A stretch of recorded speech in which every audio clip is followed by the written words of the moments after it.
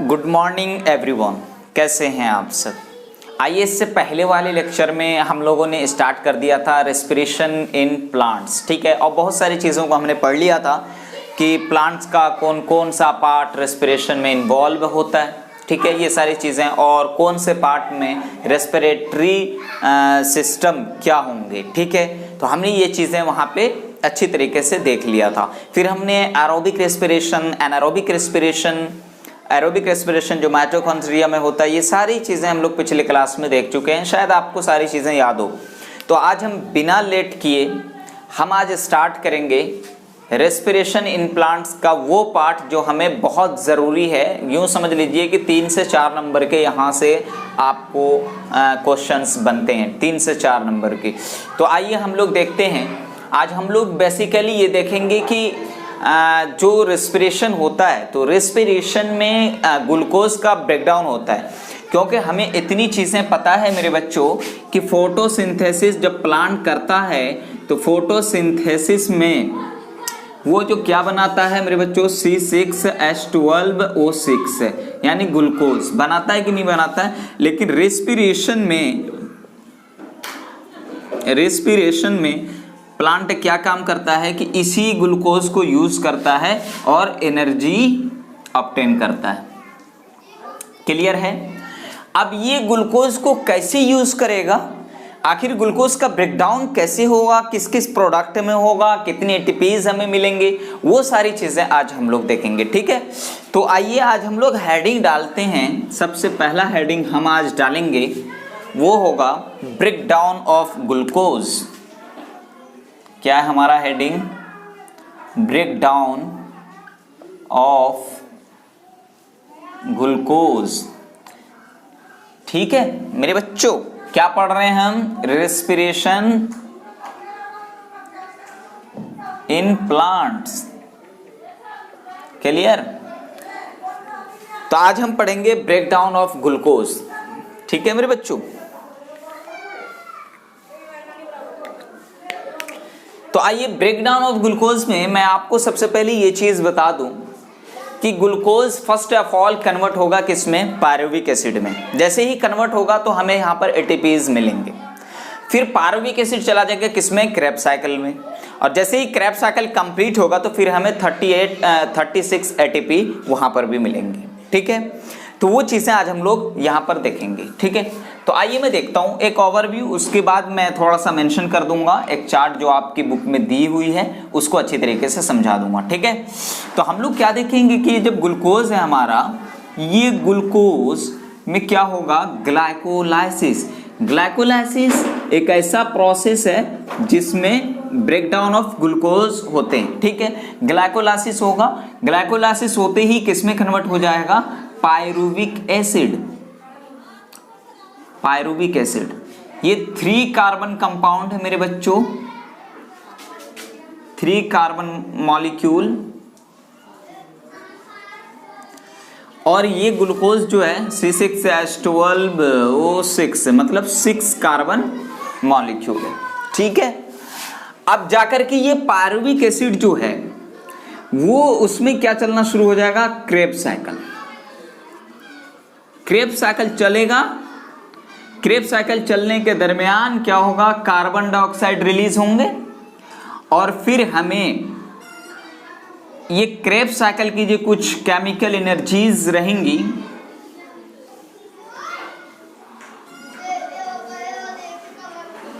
ये ईटीएस में चले जाएंगे, electron transport system, in the form of electron. जैसे ये ईटीएस में जाएंगे, ईटीएस में जाने के बाद हमें जो एटीपीज मिलेंगी, ऑक्सीजन अब्सॉर्ब होंगे O2, और एटीपी हमें कितने? 36 मिलेंगे। और जब ग्लूकोज कन्वर्ट हो रहा था पायरुविक एसिड में, तो यहां पर एटीपी हमें 2 मिलेंगे।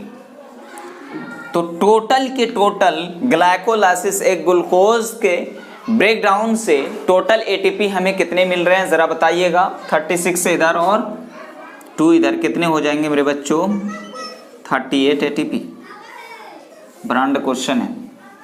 हमने क्या बोला कि ग्लाइकोलाइसिस होगा, ग्लाइकोलाइसिस एक ऐसा प्रोसेस है जिसमें ग्लूकोज का ब्रेकडाउन होता है। और वो पायरुविक एसिड में कन्वर्ट हो जाएगा। किसी के दिमाग में ऐसा कोई क्वेश्चन आ रहा है क्या कि सर ये 6 मॉलिक्यूल कंपाउंड है, ये 3 है? बिल्कुल, पायरुविक एसिड जो होते हैं वो 3 कार्बन कंटेनिंग कंपाउंड होते हैं, लेकिन इसके जो होते हैं वो 2 मॉलिक्यूल ऑफ पायरुविक एसिड बनते हैं एक ग्लूकोज के ब्रेकडाउन से। तो इसलिए मैंने यहाँ इंटू 2 कर दिया। ठीक है, तो समझ में आई बात? तो कितनी चीजें आपको मैंने भी बता दी कि ग्लूकोज में ग्लाइकोलाइसिस होंगे, पायरुविक एसिड में कन्वर्ट होगा, हमें 2 एटीपी यहाँ पे मिलेंगे। फिर पायरुविक एसिड में क्रेब्स साइकिल चालू होगा। ये क्रेब्स साइकिल आप लोग नेक्स्ट क्लास 11th में पढ़ेंगे अच्छे तरीके से, क्योंकि वहां पर काफी डिटेल में दिया हुआ है। फिर जाकर के इसमें कार्बन डाइऑक्साइड रिलीज होंगे और कुछ इलेक्ट्रॉन के फॉर्म में जो केमिकल एनर्जीज होंगी उसको एटीएस, मतलब एटीएस का मतलब है इलेक्ट्रॉन ट्रांसपोर्ट सिस्टम, अब्जॉर्ब करेंगी। उसके बाद यहाँ पर O2 यूज होगा और 36 एटीपी यहाँ पे मिलेंगे, टोटल 38 एटीपी। ठीक है, तो अब इस चीज को मैं एनसीईआरटी के अकॉर्डिंग आपको मैं बताना चाहूंगा। ठीक है,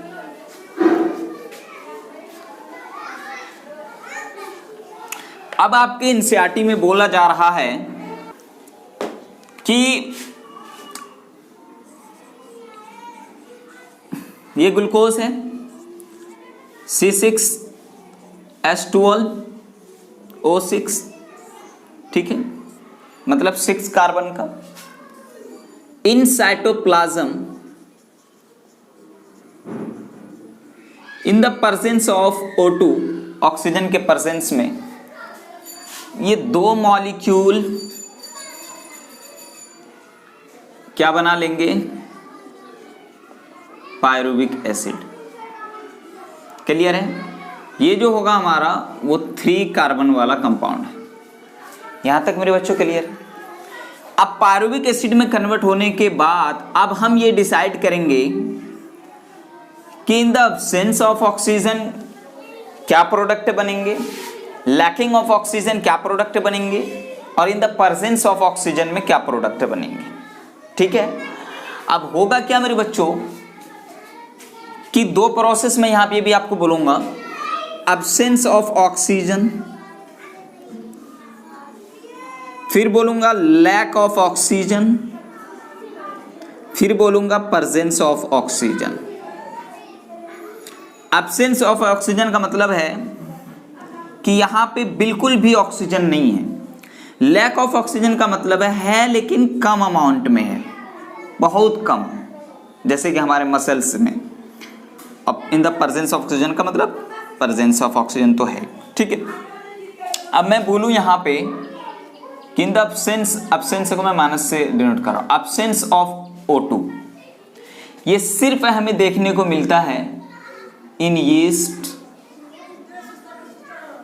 और बैक्टीरिया। ठीक है, इसमें जो होता है मेरे बच्चों वो पायरुविक एसिड कन्वर्ट हो जाता है किसमें?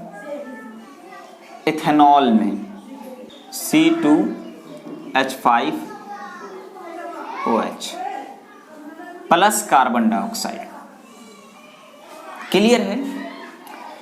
अब लैक ऑफ ऑक्सीजन की अगर हम बात करें, लैक ऑफ O2, जैसे कि इन ह्यूमन मसल, इसमें क्या प्रोडक्ट बन जाते हैं? Lactic acid plus energy release होती है। ठीक है मेरे बच्चों, अब अगर प्रेजेंस ऑफ ऑक्सीजन की बात करें, इसमें जो होता है carbon dioxide plus water plus energy release होती है। यहां पर भी मेरे बच्चों ईस्ट में भी एनर्जी रिलीज होती प्लस। अभी तक हमने क्या बोला आपको कि ग्लूकोज साइटोप्लाज्म में इसका ग्लाइकोलाइसिस हुआ, वो 2 मॉलिक्यूल पायरुविक एसिड में कन्वर्ट हो गया, जो कि हमारा 3 कार्बन कंटेनिंग कंपाउंड है। ठीक है, अब ये in the absence of O2 yeast और बैक्टीरिया में ethanol plus carbon dioxide plus energy यहाँ पे रिलीज होगी, जैसे 2 ATP। और लैक ऑफ ऑक्सीजन मतलब बहुत नेग्लिजिबल अमाउंट में जो ऑक्सीजन होते हैं, जैसे हमारे मसल्स में, ठीक है, human being muscles, lactic acid plus energy यहाँ पे रिलीज होंगे, ठीक है। अब ये चीज़ आप कैसे कि हमारा मसल जो है बॉडी का, उसमें ऑक्सीजन बहुत कम अमाउंट में पाए जाते हैं, जिसकी वजह से जो एक्सरसाइज करते हैं वो अच्छी तरीके से जानते हैं कि 4-5 लगाने में ही, 4-5 शिफ्ट लगाने में ही ऐसा लगता है मसल सा फट जाएगा, ठीक है। तो इसलिए वहाँ पर ऑक्सीजन का अमाउंट कम होते हैं, ठीक है। जैसे हम दौड़ भाग भी करते हैं तो उस वक्त भी हम हाँफने लगते हैं तेज, ठीक है। तो प्रेजेंस ऑफ O2 ये कहाँ होगा मेरे बच्चों? In mitochondria. ये चीज़ें हम पिछले क्लास में भी डिस्कस कर रहे हैं, ठीक है, कर चुके हैं कि प्रेजेंस ऑफ O2 अब वहाँ पे माइटोकॉन्ड्रिया में पायरुविक एसिड क्या क्या रिलीज करेगा? Carbon dioxide, water plus energy, ठीक है। तो हमें यहाँ पे भी एनर्जी मिलेंगी। ये चार्ट जो है आपकी NCERT बुक में दी हुई है, इसलिए इसको समझना बहुत ज़रूरी है। अगर आपसे ब्रेकडाउन ऑफ ग्लूकोज पूछा जाता है तो आप अगर इतनी चीज़ भी बता रहे हैं तो it is more sufficient for point of exam, ठीक है। एग्ज़ाम के पॉइंट से बहुत सफिशियंट है अगर आपसे ब्रेकडाउन ऑफ ग्लूकोज पूछा जा रहा है तो, और आपके 3 से 4 जो भी मार्क्स के क्वेश्चन होंगे पूरे मार्क्स मिलेंगे, ठीक है। आइए अब इसको मैं रफ करता हूं। अब मैं स्टार्ट करूंगा मेरे बच्चों रेस्पिरेशन इन ह्यूमन बीइंग की रेस्पिरेशन को समझने के लिए आपको सबसे पहले ये चीज़ समझनी पड़ेगी कि ह्यूमन रेस्पिरेटरी सिस्टम के नाम क्या क्या हैं, कहाँ पर कौन पाया जाता है, सीक्वेंस क्या है, ये सारी चीज़ें आपको पहले समझनी पड़ेगी, ठीक है। अच्छा, एक चीज़ आपको मैं एज अ होमवर्क ही दे दूं, ठीक है, ज़रा सा घर में देखिएगा। आपको मैंने फोटोसिंथेसिस पढ़ा रखा है और ऑलरेडी आप जानते हैं कि फोटोसिंथेसिस क्या होता है, और आपको भी मैंने रेस्पिरेशन पढ़ा दिया है प्लांट में। तो आप ज़रा एक काम कीजिएगा मेरे बच्चों, इसी तरीके से एक तरफ फोटोसिंथेसिस एक तरफ रेस्पिरेशन लिखिएगा और हेडिंग दीजिएगा difference between photosynthesis and respiration, और इसको एक एक पॉइंट में लिखिएगा। कर लेंगे क्या कि डिफरेंस क्या क्या है। जैसे अगर मैं बताऊं कि फोटोसिंथेसिस होने के लिए ग्रीन पिगमेंट यानी क्लोरोफिल का होना ज़रूरी है, लेकिन रेस्पिरेशन के लिए ऐसा कुछ नहीं है, हर लिविंग ऑर्गेनिज्म रेस्पिरेशन करते हैं। फोटोसिंथेसिस सिर्फ डे में ही होता है बिकॉज इसको सनलाइट चाहिए होता है। रेस्पिरेशन इसको सनलाइट की ज़रूरत नहीं है, डे नाइट हर वक्त होते हैं। अगर मैं इसकी बात करूं रेस्पिरेशन फोटोसिंथेसिस में, इसमें फूड का सिंथेसाइज होता है, फूड बनते हैं इसमें फूड सिंथेसाइज होते हैं।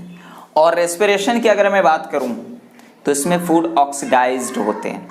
याद कीजिए पिछला क्लास मैंने बताया था रेस्पिरेशन इज ऑक्सीडेशन रिएक्शन, क्योंकि इसमें ग्लूकोज ऑक्सीडाइज होता है, तो इसीलिए रेस्पिरेशन में क्या बोलेंगे कि इसमें फूड ऑक्सीडाइज्ड होते हैं। क्लियर है कि फोटोसिंथेसिस में इसमें एनर्जी स्टोर होते हैं और रेस्पिरेशन में एनर्जी रिलीज। मैं बोल सकता हूँ फोटोसिंथेसिस जो है इसमें छोटे छोटे सबस्टांसेस से, सिंपल सबस्टांसेस से एक कॉम्प्लेक्स सबस्टांसेस बनाते हैं, मतलब ग्लूकोज प्रोडक्ट हमारा। हम बोल सकते हैं कि photosynthesis is an anabolic process. और रेस्पिरेशन में क्या होता है, उसी ग्लूकोज का ब्रेकडाउन इन स्मॉल पार्टिकल्स, उसे हम बोल सकते हैं कि it is a catabolic process. What is anabolic and catabolic? Metabolism शायद आपको पता है। Metabolism all the chemical reactions or vital activities which occurs inside the body, living body, called metabolism। अब ये मेटाबॉलिज्म के दो टाइप होते हैं, कैटाबॉलिज्म और एनाबॉलिज्म। जैसे मैं यहाँ पे आपको बताना चाहूँ, जैसे मेटाबॉलिज्म है तो मेटाबॉलिज्म के दो टाइप हैं, एक होते हैं इधर लिखता हूं एनाबॉलिज्म, एनाबॉलिज्म और एक है कैटाबॉलिज्म। एनाबॉलिज्म में मेरे बच्चों होता क्या है कि सिंपल सब्सटेंसेस से एक कॉम्प्लेक्स सब्सटेंसेस बना लेते हैं। सिंपल सब्सटेंसेस से एक कॉम्प्लेक्स कंपाउंड बना लेते हैं। जैसे कार्बन डाइऑक्साइड याद कीजिए प्लस वाटर, सनलाइट वगैरह को यूज करके हमने क्या बनाया था, ग्लूकोज बनाया था। तो कॉम्प्लेक्स सब्सटेंस हमने सिंपल से बनाया, ठीक है। अब कैटाबॉलिज्म में क्या होता है, बिल्कुल इसका उल्टा प्रोसेस, कि कॉम्प्लेक्स सब्सटेंसेस को हम सिंपल सब्सटेंसेस, सिंपल पार्टिकल्स में कन्वर्ट करते हैं।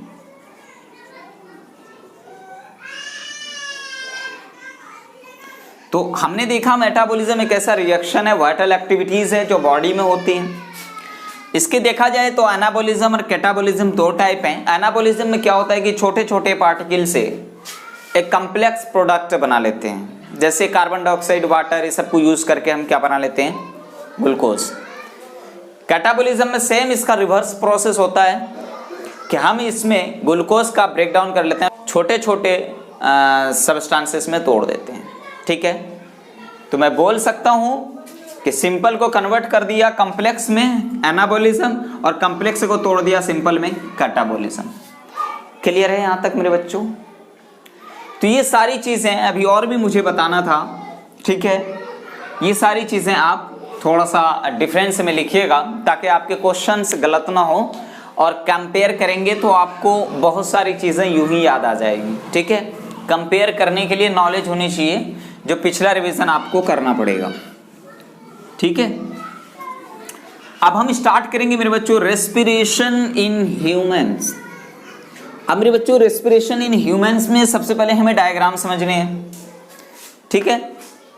रेस्पिरेशन इन ह्यूमंस, अब हमारा हेडिंग क्या होगा, रेस्पिरेशन इन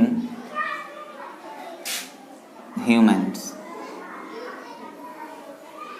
अब सबसे पहले मैं आपको बता दूं, थोड़ा सा देख लें आप, देखने ज़्यादा समझना ज़रूरी है कि हम ज़्यादातर एयर इनटेक कहाँ से करते हैं, ये दो नॉस्ट्रिल से, हमारे नोज़ के जो दो पोर हैं, नॉस्ट्रिल।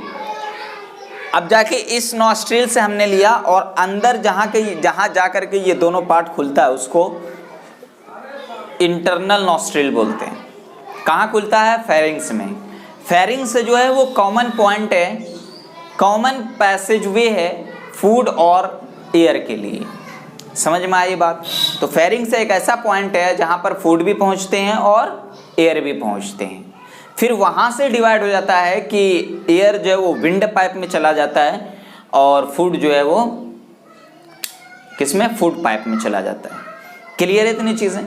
फिर उसके बाद फेरिंग्स, उसके बाद आ जाएगा लैरिंग्स जिसको हम लोग साउंड बॉक्स बोलते हैं, उसके बाद ट्रैकिया, उसके बाद ब्रोंकाई, फिर ब्रोंक्यूल्स, फिर उसके बाद अल्वियोलाई। ये सारी चीज़ें हम लोग अभी विद द डायग्राम पढ़ेंगे, ठीक है। तो मैं एक डायग्राम यहाँ पे अगर ड्रॉ करना चाहूँ,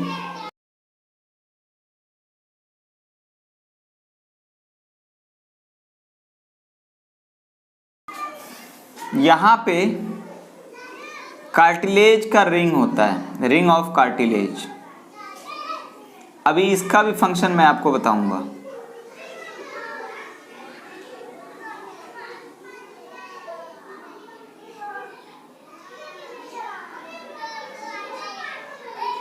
ठीक है। अब मैं अगर मेरे बच्चों मैं आपको बताना चाहूं,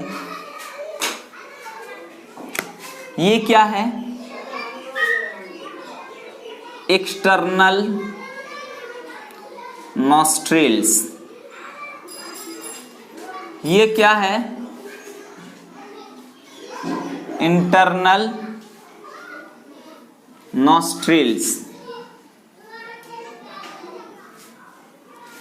ये जो हमारा पार्ट है,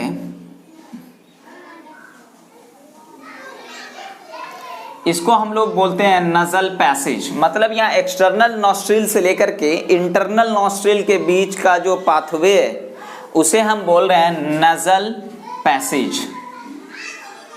नजल पैसेज। अब मेरे दोस्त आपने देखा होगा आपके नजल पैसेज में बहुत सारे हेयर्स हैं और म्यूकस। जैसे आप कभी भी नाक में उंगली डालें तो आपके हाथ में कुछ चिपचिपापन पदार्थ आ जाएगा जिसको हम म्यूकस बोलते हैं। म्यूकस और हेयर्स जो कि सेबेसियस ग्लैंड की वजह से हेयर्स भी यहाँ पर अराइज हो रहे हैं। तो इसका काम क्या है? तो मैं आपको ये बोलना चाह रहा हूँ कि यहाँ पे प्रेजेंट है हेयर्स एंड म्यूकस, है कि नहीं? हेयर्स और म्यूकस जो है इसका काम ये होता है कि जो डस्ट पार्टिकल्स आप इनहेल करते हैं विद एयर, हवा के साथ जो आप डस्ट पार्टिकल से ले रहे होते हैं उसको वो क्या करते हैं, प्रिवेंट कर देते हैं अंदर जाने से, रोक देते हैं। ठीक है, तो मैं बोल सकता हूँ यहाँ पे इसका काम क्या है कि prevents the dust particles.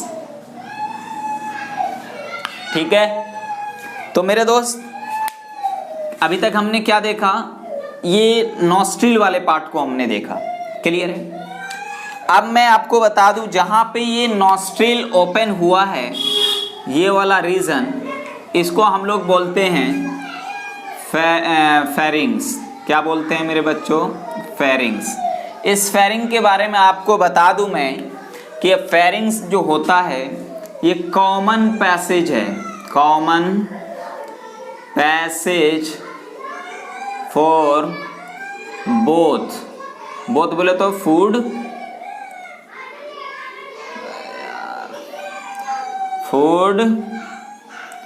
And air. ठीक है, फेरिंग्स के बाद आ जाएगा हमारा पार्ट लैरिंग्स। क्या आ जाएगा मेरे बच्चों? लैरिंग्स।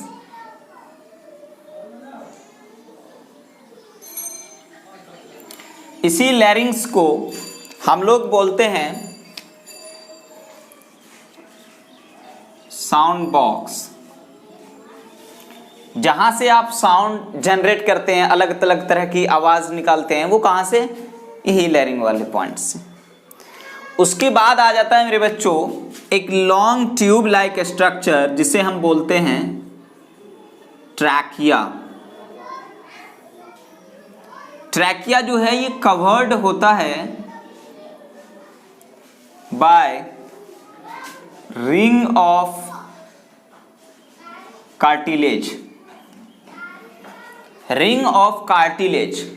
सर क्यों घिरा हुआ होता है, क्यों कवर्ड होता है? मैं आपको बता दूं कि हमारा जो ये ट्रैकिया है जिससे हम एयर को इनहेल कर रहे होते हैं, ये ट्रैकिया में अगर वो कार्टिलेज ना रहेगा तो कभी कभी वो ट्रैकिया क्या होगा, यूं सिकुड़ जाएगा, कोलैप्स कर जाएगा, जिसकी वजह से घुटन होके इंसान मर जाएगा। तो उसको कोलैप्स होने से प्रिवेंट करता है, रोकता है। तो मैं यहां पे बोल सकता हूं कि ये रिंग ऑफ कार्टिलेज जो है ये क्या काम करता है, prevent from collapsing of trachea. तो ट्रैकिया के कोलैप्सिंग से, उसके कोलैप्स न कर जाए उसकी वजह से यहां पर रिंग ऑफ कार्टिलेज प्रेजेंट होते हैं। क्लियर है यहां तक स्ट्रक्चर? क्लियर है? उसके बाद स्ट्रक्चर आता है ब्रोंकाई। ये जो आपको दिख रहे हैं ये दोनों स्ट्रक्चर, ये क्या है? ब्रोंकाई। ब्रोंकस जो होता है वो सिंगुलर है, ब्रोंकाई जो है वो प्लूरल है। ब्रोंकाई, ये ब्रोंकाई एक्चुअल में इसी ट्रैकिया के डिवाइड होने से, एक राइट में एक लेफ्ट में, दोनों तरफ डिवाइड हुआ और ब्रोंकाई का फॉर्मेशन हुआ। तो कहां से हुआ? ये ट्रैकिया के डिवाइड होने की वजह से। ठीक है, उसके बाद मेरे बच्चों ये ब्रोंकाई जो है ये बहुत सारे छोटे छोटे स्मॉल ब्रांचेस में डिवाइड हो जाते हैं और सबके एंड पे एक बैलून लाइक स्ट्रक्चर होता है। एक ही में बना दूं, दोनों में बनाने की क्या जरूरत है। तो ये ब्रोंकाई फिर आगे चल के छोटे छोटे स्मॉल ट्यूब लाइक स्ट्रक्चर में डिवाइड हो गया, जिसको हम लोग बोलते हैं ब्रोंक्यूल्स। क्लियर है? अब ब्रोंक्यूल के एंड पर, इसके एंड पर, ब्रोंक्यूल के एंड पर एक बैलून लाइक स्ट्रक्चर है, बैलून लाइक स्ट्रक्चर, जिसको हम लोग बोलते हैं अल्वियोलाई। क्या बोलते हैं? अल्वियोलाई। क्लियर है? मैंने आपको क्या चीजें बता दी कि इसी ट्रैकिया से दो ट्यूब डिवाइड होते हैं, एक राइट लंग्स की तरफ, एक लेफ्ट लंग्स की तरफ। ये जो ट्यूब छोटे छोटे डिवाइड हुए हैं उसे हम बोलते हैं ब्रोंकाई। अब यही ब्रोंकाई जो है, यही ब्रोंकाई अब छोटे छोटे स्मॉल ट्यूब लाइक स्ट्रक्चर में डिवाइड हो जाते हैं, जिसको हम लोग बोलते हैं ब्रोंक्यूल्स। अब ये ब्रोंक्यूल्स के एंड पर एक बैलून लाइक स्ट्रक्चर होता है, जिसे हम बोल रहे हैं अल्वियोलाई। अब मेरे दोस्त एक चीज और देखिए कि ये लंग्स में आपको क्या दिख रहा है कि ये लंग्स घेरा हुआ है, कवर्ड है डबल लेयर्स से। थिन भी होते हैं और डबल लेयर होता है। उस लेयर को हम लोग बोलते हैं पोल्यूरा। पोल्यूरा लेयर क्या है? A thin and double layers which covers the lungs. Entire lungs पर, पूरे लंग्स पर पोल्यूरा लेयर का कवरिंग होती है। ठीक है, इतनी चीजें आपको समझ में आई मेरे बच्चों? हमने क्या चीजें आपको पढ़ाई है यहाँ पे। अब देखिए मेरे बच्चों, ये तो हमने सिर्फ और सिर्फ रेस्पिरेटरी सिस्टम या रेस्पिरेटरी सिस्टम के डायग्राम को हमने यहाँ पे भी मेंशन किया है। जितनी फंक्शन अभी मैंने बताई है आपको, वो शायद आपको याद हो गए होंगे, अगर नहीं भी हुए तो मैं मेंशन कर दूंगा। क्लियर है? एक बार 2 मिनट में और रिवीजन लीजिए इसका फटाफट। External nostril, internal nostril, nostril के बीच में नजल पैसेज, यहाँ पे हेयर्स और म्यूकस प्रेजेंट होते हैं। किस लिए? ताकि वो डस्ट पार्टिकल्स को प्रिवेंट कर सके, उसका इनहेलेशन ना हो पाए। ठीक है, फिर ये जहां से माउथ वाला पार्ट और नजल वाला पार्ट जाके ओपन होता है, मतलब इंटरनल नॉस्ट्रिल, उसको हम लोग बोलते हैं फेरिंग्स। फेरिंग्स एक कॉमन पैसेज है फूड और एयर के लिए।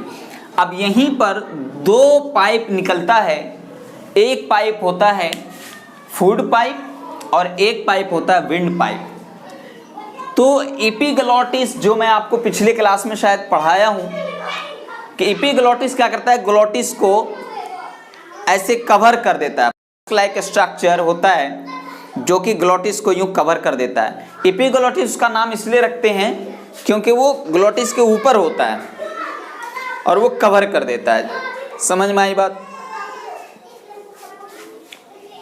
अब मैं आपको बता दूं कि जैसे कि ये देखिए, ये आप देख रहे हैं यहाँ पर, ये आप देख रहे हैं कुछ, मैंने ये रिब्स ड्रॉ किया है। ठीक है, हो सकते हैं कम रिब्स हैं, कंप्लेन ना आनी चाहिए। ठीक है, मैंने आपको बोला कि ये ट्रैकिया इसके अंदर आया। अब यहाँ पे क्या है, इस टाइप के लंग्स होंगे दोनों तरफ, है कि नहीं? तो जो हमारा चेस्ट वाला पार्ट है, अब इसी के नीचे में, चेस्ट के बिलो जो ये प्रेजेंट है स्ट्रक्चर, यही इसे हम बोलते हैं डायफ्राम।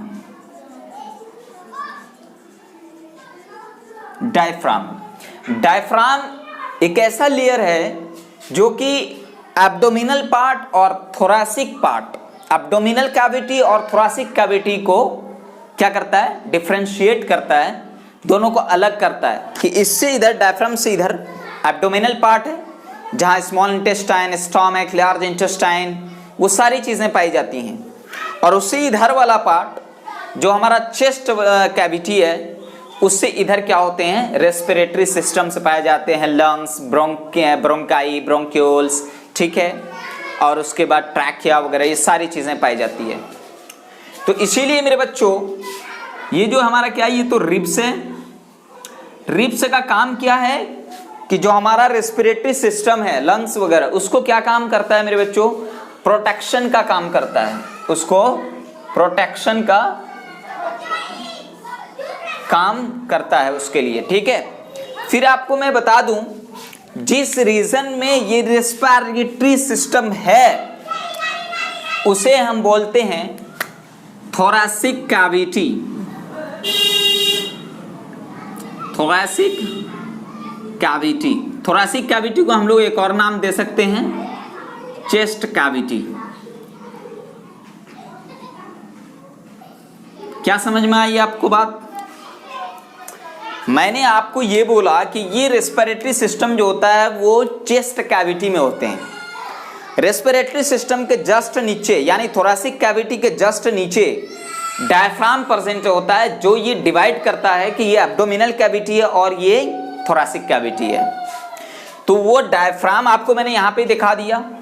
फिर उसके बाद थोरैसिक कैविटी में क्या क्या प्रेजेंट है, वो चीज़ें हमने आपको, ये सारा स्ट्रक्चर कहाँ होगा, थोरैसिक कैविटी में। रिब्स जो प्रेजेंट है वो प्रोटेक्शन का काम करेगा, और फिर यहाँ पे इसे हम क्या बोलते हैं, थोरैसिक कैविटी। क्लियर है इतनी बातें? अब जितनी चीज़ें मैंने आपको बताई है मैं शॉर्ट में यहाँ पर मेंशन कर रहा हूँ, ठीक है। इसको मैं मिटा दूं। आइए अब मैं सब चीज यहां पे मेंशन कर दूं एक एक करके। प्लीरा, ठीक है।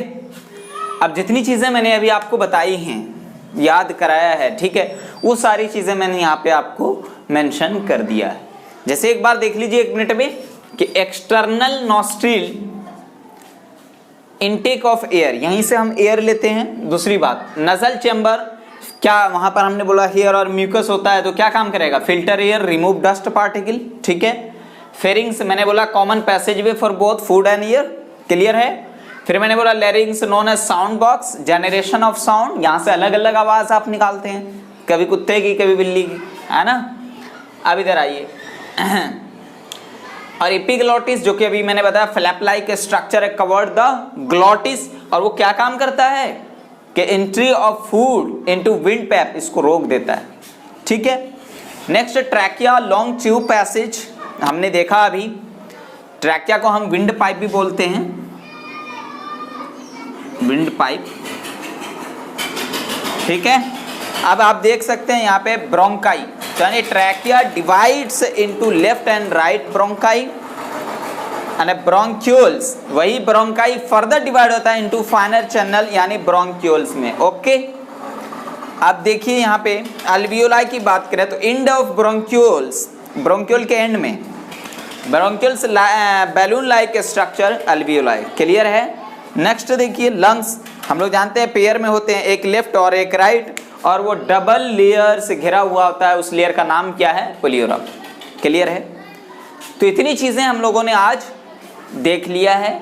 आई होप आपको अच्छी तरीके से समझ में आ गया होगा कि ह्यूमन रेस्पिरेटरी सिस्टम, और फिर वो इससे पहले वाला पार्ट जो हमने ब्रेकडाउन ऑफ ग्लूकोज पढ़ाया, ये सारी चीज़ें आई होप आपको समझ में आ गई होगी। नहीं आई तो दोबारा देखें, अच्छी तरीके से समझें, ठीक है, क्योंकि बहुत इंपॉर्टेंट है ये। आपके एग्जाम तो छोड़िए, आपकी लाइफ से भी रिलेट कर रहा है। ये सारी चीज़ें तो आपको यूं ही पता होनी चाहिए, हर एक स्टूडेंट को ये सब चीज़ें पता होनी चाहिए, ताकि उसको डॉक्टर कभी अपनी ज़ुबान में समझाए भी तो समझ में आ जाए, ठीक है। तो मेरे बच्चों इतनी चीज़ें समझ में आई आपको, चलिए आप खुश रहिए, पढ़ाई कीजिए, फिर मिलते हैं हम लोग नेक्स्ट लेक्चर में। ओके मेरे बच्चों, बाय।